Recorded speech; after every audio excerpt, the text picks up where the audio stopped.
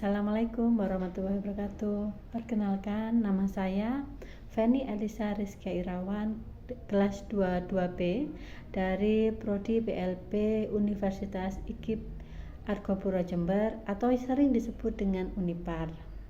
Nah, di sini saya akan mereview film dengan judul Tare Jamenpar untuk melengkapi tugas mata kuliah Pendidikan Anak dengan Lamban Belajar dan Kesulitan Belajar dengan dosen pengampu Ibu Renata Lama Kismawiyati SPD MPD.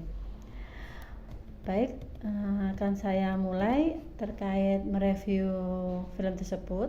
Jadi film tersebut atau Tare Jamenpar merupakan film drama India pada tahun 2007 yang diproduksi dan disutradarai oleh Amir Khan. Nah, film ini mengeksplorasi kehidupan dan imajinasi Ihsan, anak yang mengalami disleksia atau ketidakmampuan dalam memahami angka dan huruf. Karena ketidakmampuannya, ia mengalami berbagai tekanan baik dari guru ataupun orang tuanya, terutama oleh ayahnya. Mereka di sini hanya memandang Ihsan sebagai siswa yang bodoh dan nakal. Mereka juga memandang Ihsan sebagai anak yang malas belajar dan maunya hanya bermain saja. Padahal di sini ia hanya tidak mampu untuk menulis dan membaca saja, karena ia mengidap gangguan disleksia. Namun orang-orang di sekelilingnya, baik guru dan orang tuanya di sini tidak pernah mencoba untuk lebih memahami kesulitan yang sudah dirasakan oleh Ihsan dalam belajar. Pada suatu hari ada seorang anak laki-laki yang berusia 8 tahun yang tengah duduk di kelas 3 SD. Jadi selama 2 tahun yang bernama Ihsan Nandisore Awasti, ia mempunyai kakak yang bernama Johan. Kakaknya di sini sangat berprestasi dari segi akademik maupun non-akademiknya. Hal ini berbeda dengan yang dialami oleh Ihsan. Dia di sini menderita disleksia yang mana ia kesulitan dalam membaca maupun menulis yang menyebabkan ia tertinggal dengan teman-temannya. Ihsan di sini tidak suka sekolah dan gagal setiap mengikuti tes ataupun ujian. Ia juga menemukan semua mata pelajaran yang diterimanya itu sulit. Karena ketidakmampuannya itu, ia diremehkan dan dimarahi oleh guru dan teman sekelasnya. Namun, dunia internal atau imajinasi Ihsan di sini penuh dengan keajaiban yang dia tidak miliki oleh orang-orang lain atau anak-anak lain. Imajinasinya di sini begitu hidup dan berwarna. Ia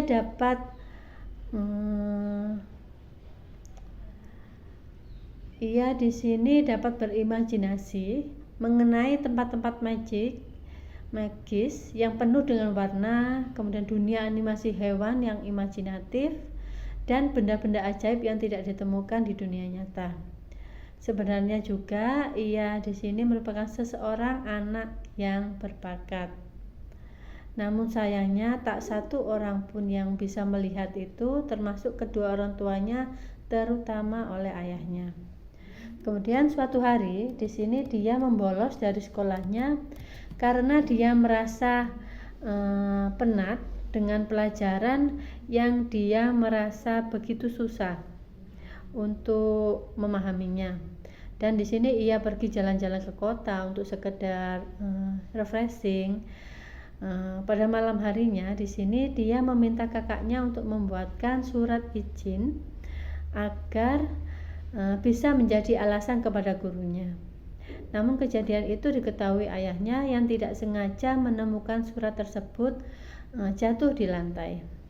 Kemudian ayahnya di sini memarahi dan tidak segan untuk memukul si Ihsan.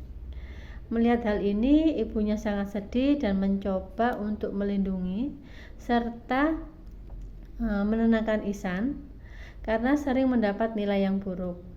Dan juga beberapa sekolah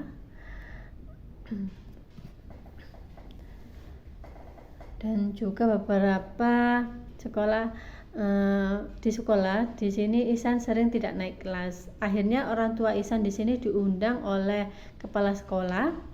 Kemudian keesokan harinya kedua orang tuanya bersama dengan Ihsan di sini pergi menemui undangan dari kepala sekolah tersebut.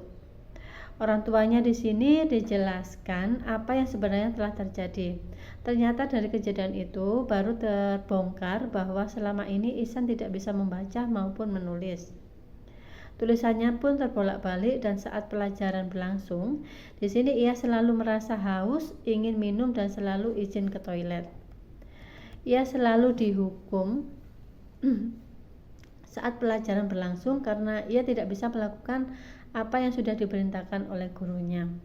Karena itulah kepala sekolah di sini memberitahukan kepada orang tuanya jika ia masih saja begitu dan tidak ada kemajuan, maka sekolah akan mengeluarkan si Ihsan apabila kedepannya tetap seperti itu.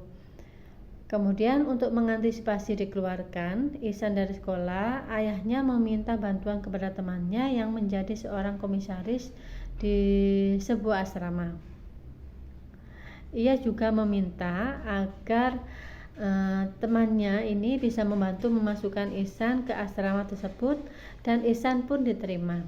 Namun saat Ihsan tahu bahwa ia akan dipindahkan ke asrama dan akan berpisah dengan keluarganya, di sini ia menentang keputusan tersebut dan memohon pada ibunya supaya memberitahukan kepada ayahnya agar ia tidak jadi dipindahkan ke asrama. Karena si Ihsan di sini begitu takut ketika tahu akan dipindahkan ke asrama, sampai ketika tidur di sini si Ihsan mengalami mimpi buruk. Ia bermimpi suatu ketika ia sedang berada di stasiun dengan ibunya. Ia akan bepergian bersama ibunya. Karena keadaan stasiun yang ramai, akhirnya gandengan tangannya mulai terlepas dari tangan ibunya. Kemudian ibunya yang sudah naik ke kereta pun merasa bingung dan segera mencari Ihsan. Ihsan begitu ketakutan hingga akhirnya ia pun terbangun dari tidurnya dengan keadaan berkeringat banyak. Kemudian ia memanggil ibunya. Ibunya pun mendatanginya lalu memeluk erat si Ihsan yang saat itu sedang ketakutan. Namun apa yang bisa Ihsan perbuat? Akhirnya ia pun dimasukkan ke asrama. Saat berpisah terjadi hanya isak tangis yang ada. Kemudian ketika keluarganya meninggalkan Ihsan sendiri, dia hanya terdiam melihat kepergian keluarganya. Semua merasa sedih, namun inilah pilihan mereka. Kemudian ia dipindahkan ke asrama pada pertengahan semester. Jadi di sekolah asrama tersebut Ihsan tenggelam ke dalam ketakutan, kemudian depresi karena jauh dari keluarga. Ihsan juga tidak punya teman dan takut menghadapi sekolah yang disiplin dan tanpa ampun. Di sini Ihsan juga kurang bisa beradaptasi dengan baik. Beruntungnya ada salah satu anak bernama Rajan, seorang anak yang mengalami cacat fisik dan memakai tongkat, yang mampu berteman dengan Ihsan. Ia selalu menemani Ihsan pada suatu saat karena merasa begitu kesepian dan depresi yang mendalam. Ihsan di sini pernah memikirkan untuk bunuh diri ketika sedang berada di dalam balkon yang tinggi. Ia juga berpikir untuk terjun dari balkon saat sedang melihat ke bawah dengan tatapan kosong. Beruntungnya di sini Rajan yang sedang mencari Ihsan datang dan kemudian langsung ingin menarik Ihsan dari balkon tersebut. Tapi kemudian ia terjatuh, kemudian Ihsan membantu Rajan berdiri. Akhirnya Ihsan tidak jadi untuk melompat dari atas balkon tersebut. Belum ada yang mengetahui bahwa Ihsan ini menderita disleksia. Sampai akhirnya ada seorang guru pengganti atau guru baru dari Selandia Baru yang bernama Ramshankar Nigum. Ia di sini merupakan guru seni dan ia mengajar seni lukis di kelas Ihsan. Pada awal ia masuk, di sini ia menyuruh muridnya untuk melukis sesuatu yang sesuai dengan yang ada di pikiran masing-masing. Ia memiliki kelas Maksudnya ia berkeliling kelas dan melihat proses melukis dari murid-muridnya. Namun ada seorang murid yang terdiam dan terlihat ketakutan dan lukisannya pun kosong. Ia adalah Ihsan. Lalu guru itu berbicara pada Ihsan dan memberi sebuah motivasi. Namun sampai akhir pertemuan, Ihsan pun belum melukis apa-apa. Lalu ia di sini menyelidiki apa yang sebenarnya terjadi pada Ihsan. Kemudian ia mengambil buku-buku hasil pekerjaan Ihsan yang berada di loker. Ternyata ditemukan bahwa Ihsan di sini tidak bisa membaca ataupun menulis. Lalu ia pergi ke rumah orang tua Ihsan dan mencoba menjelaskan apa yang sebenarnya yang sudah dialami oleh Ihsan. Awalnya keluarga di sini menolak kebenaran itu, apalagi ayahnya. Namun guru itu mampu membuktikan bahwa Ihsan ini memang menderita disleksia. Kemudian ayah Ihsan merupakan seorang eksekutif yang sukses dalam karirnya. Ia mengharapkan anak-anaknya di sini bisa menjadi anak yang sukses seperti dirinya. Ibu Ihsan di sini juga seorang perempuan yang meninggalkan karirnya demi mengurusi keluarga, khususnya kedua buah hatinya.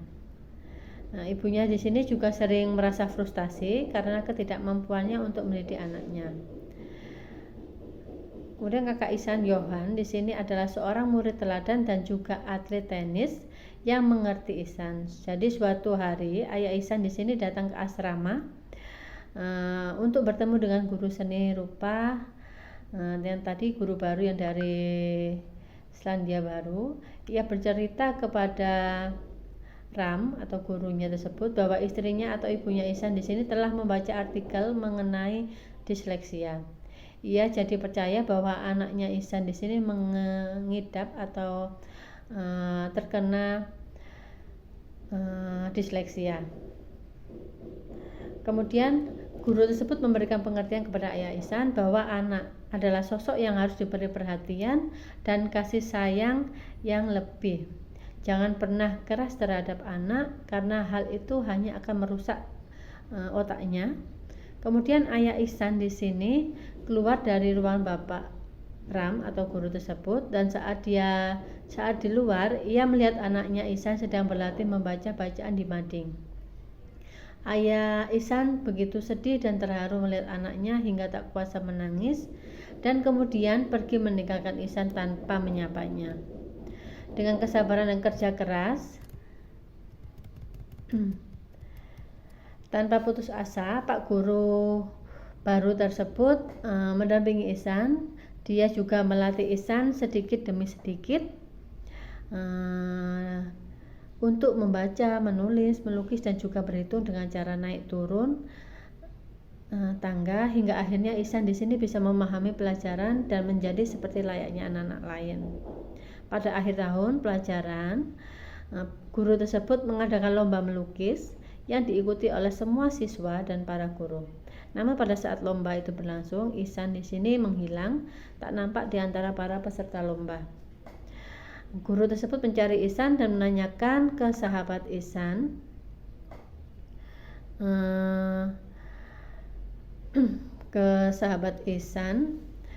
terkait di mana keberadaan Ihsan ini. Akhirnya setelah lomba berselang cukup lama, Ihsan datang untuk mengikuti perlombaan tersebut.